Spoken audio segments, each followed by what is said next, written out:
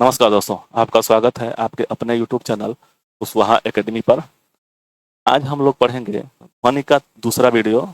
इससे पहले वाले वीडियो में 1 से 55 तक हम लोग क्वेश्चन पढ़ चुके हैं और इसमें 56 से स्टार्ट करेंगे और देखते हैं कि कितना तक पढ़ लेते हैं। ठीक है। अनुसरण काल तथा हाल के आयतन के बीच का संबंध प्रतिपादन किया। मतलब क्या है? अनुरण अनुरणन काल और हाल के आयतन के बीच का संबंध प्रतिपादित किया सेविन ने। इसका आंसर भी सी होगा। ठीक है। पूजहीन हाल के अनुसरण काल शून्य होता है। 57 का ए, 56 का सी और 58 का देखते हैं। जब सेना पुल को पार करती है तो सैनिक कदम से कदम मिलाकर न चलने का निर्देश दिया जाता है, क्योंकि अनुनाद के कारण पैरों में उत्पन्न ध्वनि के अनुनाद के कारण पुल टूटने का खतरा रहता है। ठीक है। दाब बढ़ने से पुल टूटने का खतरा रहता है।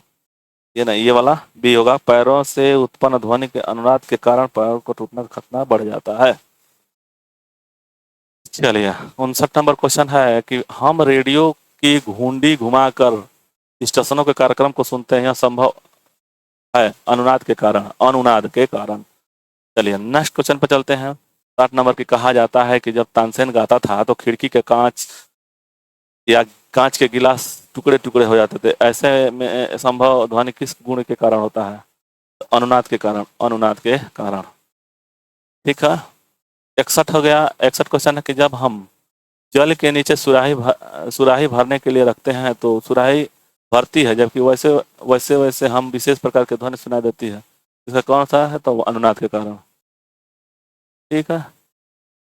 रेडियो का संस्मरण स्टेशन उदाहरण है। रेडियो जब हम जैसे अभी से पहले वाले क्वेश्चन में पढ़े हैं कि रेडियो को उसका घुंडी घुमाते हैं तो उसका क्या कारण है? तो उसका अनुनाद के कारण ही हम लोग अनेक चैनलों को देखते हैं, सुनते हैं। ठीक है।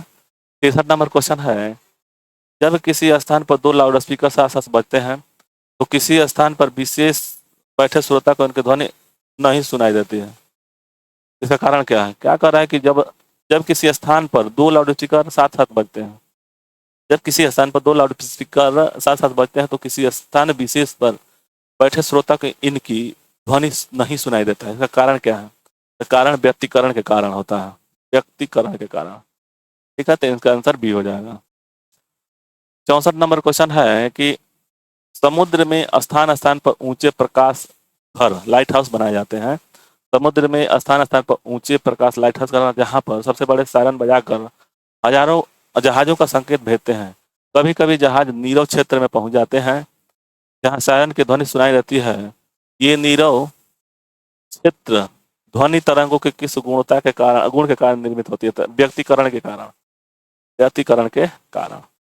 चलिए नेक्स्ट क्वेश्चन पे चलते हैं। 65 पे, जब हम कमरे के अंदर बैठे रहते हैं तो यद्यपि हम बराबर के कमरे के बीच बातचीत करने वाले व्यक्तियों को देखते हैं तो नहीं, परंतु उनकी आवाज अवश्य सुन लेते हैं। इसका कारण क्या है? तो विवर्तन के कारण।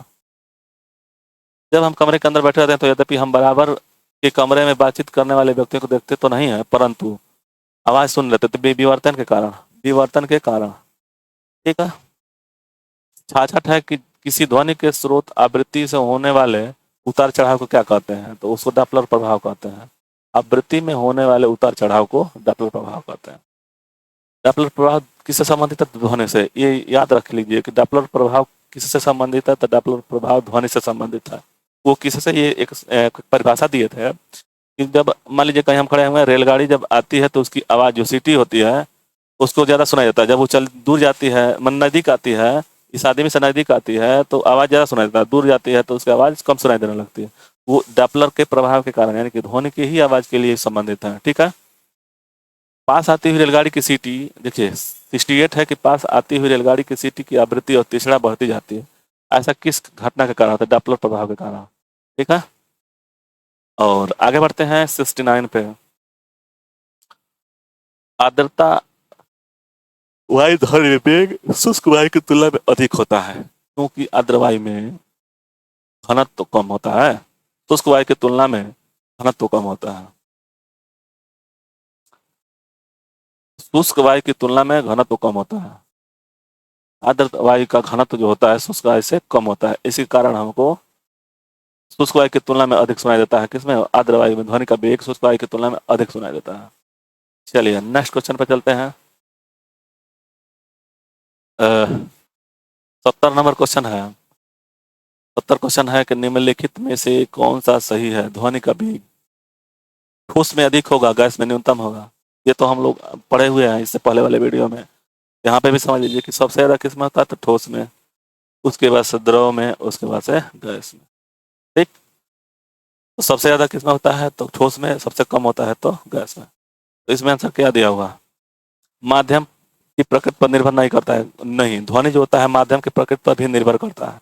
इसका आंसर ये नहीं होगा। गैस में अधिक और द्रव में न्यूनतम होता है। नहीं, द्रव में गैस की अपेक्षा अधिक होता है। ठोस में अधिकतम, द्रव में न्यूनतम। नहीं, न्यूनतम द्रव में नहीं होता, गैस में न्यूनतम होता है। अधिकतम तो ठोस में सही है, लेकिन न्यूनतम गैस में होता है। अब देखिए, ये आंसर तब डी होगा या ये नहीं होगा, तो ए बी सी नहीं होगा तो डी होगा। ठोस में अधिकतम और गैस में न्यूनतम होता है। ठीक है, आंसर डी। 71 नंबर क्वेश्चन है कि निम्नलिखित कथनों में से कौन सा सही नहीं है? याद रहे, नहीं है इसका मतलब कि इसमें जो एक होगा वो गलत होगा और 3 ठे सही होगा, मतलब सही होगा। नहीं है को हटा दिया जाए तो देखिए आंसर क्या है? पहला, एक गैसों में ध्वनि की प्रकृति अनुदैर्ध्य होती है। ठीक है, तो गैसों में चाहे किसी भी में, ठोस द्रव गैस में किसी में भी ले लीजिए, तो ध्वनि की जो तरंग होती है अनुदैर्ध्य ही होता है। ठीक है, तो इसका तो आंसर ये, इसमें नहीं है तो ये तो सही हो गया। 20,000 कम से आवृत्ति की ध्वनिक तरंग पराशर तरंग कहलाती है। नहीं, ये आंसर नहीं होगा, ये नहीं होगा। ठीक, अब इसमें देखिए एक उच्च आयामों की वाली ध्वनि अब प्रबल होती है, आयाम प्रबल होगा ये। ठीक है, उच्च श्रव्य व्यक्ति आवृत्ति तरंग तीक्ष्ण होती है। ठीक है, तो इसका आंसर यानी कि ये सही है तो नहीं है आंसर के हिसाब से, तो हमारा ये आंसर होगा बी। तो 71 का हो गया बी। चलिए 72 नंबर क्वेश्चन है कि निम्नलिखित में से एक प्रकार की तरंग का प्रयोग रात्रि के दृष्टि उपकरण में किया था तो अवरक्त किरण। किस प्रकार की तरंग का प्रयोग रात्रि दृष्टि उपकरण में प्रयोग किया था तो अवरक्त किरण। ये दिया है कि निम्नलिखित में से किस में ध्वनि की चाल सबसे अधिक होगी? निम्नलिखित में से एक में ध्वनि की चाल सबसे अधिक होगी।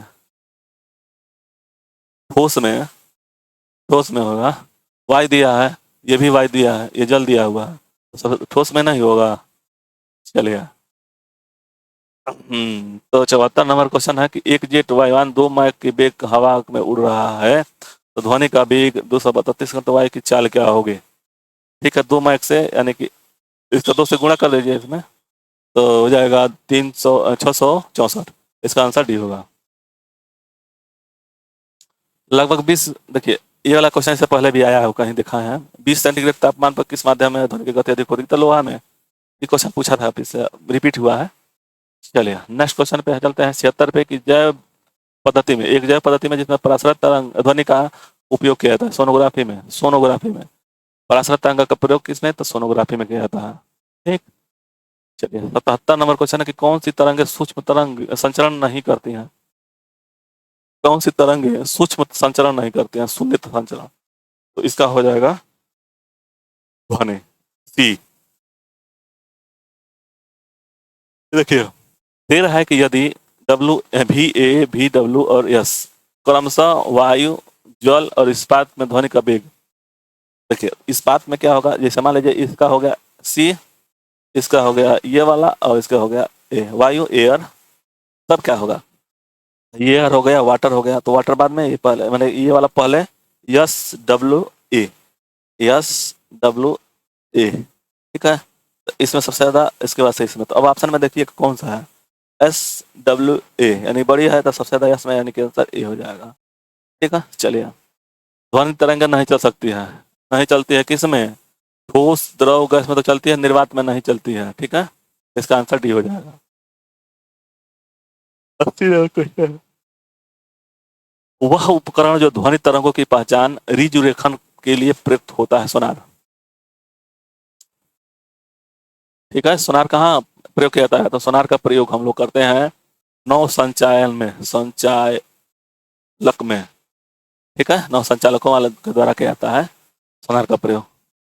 तब आते हैं 81 नंबर क्वेश्चन में कि पराध्वनिक विमान नामक एक प्रतिगामी तरंग पैदा करती है। पराध्वनिक जब है तो वो प्रसरा ही होगा, तो इसका आंसर बी हो जाएगा। साउंडिंग प्रयोग, इको साउंडिंग प्रयोग, इको साउंडिंग का प्रयोग होता है, ये पहली बार हम क्वेश्चन पढ़े हुए हैं। इको साउंडिंग का प्रयोग समुद्र की गहराई को मापने के लिए किया जाता है, ये हम पहली बार क्वेश्चन पढ़े हुए हैं भैया। इको साउंडिंग प्रयोग होता है समुद्र की गहराई मापने के लिए, ठीक है, इसका आंसर सी हो गया। एकास्टिक, एकास्टिक विज्ञान है ध्वनि से संबंधित, ये ध्यान रहे, एकास्टिक भी पहले बार पढ़े हैं। एकास्टिक विज्ञान तो ध्वनि से संबंधित है, ठीक है। और मानव के लिए मानक ध्वनि स्तर कितना था, 60 dB। ओके, चलिए नेक्स्ट क्वेश्चन पे चलते हैं हम लोग, 85 पे। एक 85 है कि निमग्न वस्तुओं को पता लगाने के किया जाने का प्रयोग। निमग्न, निमग्न वस्तुओं को तो सोनार का प्रयोग जो नौ संचालक करते हैं, ठीक।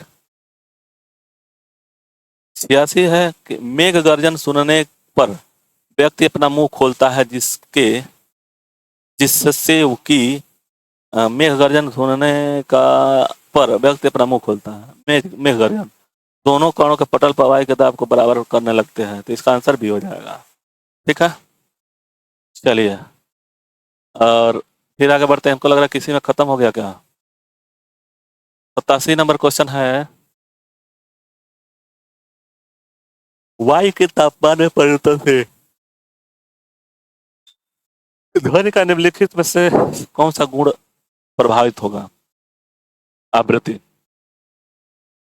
और यहाँ पे देखिए कि किसी संगीत यंत्र की ध्वनि तीव्रता मापी जाती है तो डेसिबल में, किसी भी संगीत की नहीं, ध्वनि का जब तीव्रता मापा जाएगा तो वो हमेशा डेसिबल में ही मापा जाएगा। तो हम लोग पढ़े 88 तक क्वेश्चन, इसमें इतना ही क्वेश्चन है, ठीक है। हाँ 88 का डी हो गया। तो ये वीडियो आप लोगों को अच्छा लगे तो लाइक से सब्सक्राइब जरूर करें। धन्यवाद।